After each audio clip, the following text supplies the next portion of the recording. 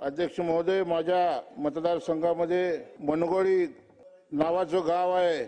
2014, 2019 आणि 2024 या तिन्ही निवडणुकीमध्ये त्या मनगोळी गावानं निवडणुकीवर बहिष्कार टाकला. मनगोळी गाव हे मोहोळ तालुक्यातलं अनगरपासून 5 किलोमीटर आणि नरखेडपासून 7 किलोमीटर असणारं हे गाव, या गावानं 2014ला विधानसभा लोकसभा दोन्ही निवडणुकीवर बहिष्कार टाकला. निवडणुकीची यंत्रणा घेऊन महसूल खातं आणि होम खातं त्या गावाला रस्ता नव्हता. ट्रॅक्टर मधून यंत्रणा गेली आणि या जिल्ह्याचा कलेक्टर बैलगाडीमधून गेला. गावाची मागणी काय की आम्हाला तालुक्याला जोडलं जावं, आम्हाला रस्ता द्या आणि आम्हाला रस्ता देऊ शकत नाही ही यंत्रणा.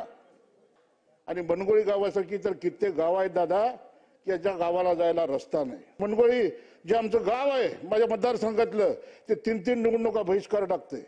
आपण कधी समजून घेणार आहात का ना? परंतु सरकारने या गोष्टीची दखल घेतली पाहिजे.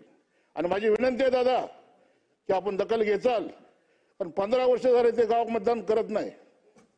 मी आमदार म्हणून गेल्यापर्यंत गेलो, सो खर्चानं मुर्मीकरणाचं काम केलं, तेव्हा लोक तयार झाले दादा. ही परिस्थिती आहे.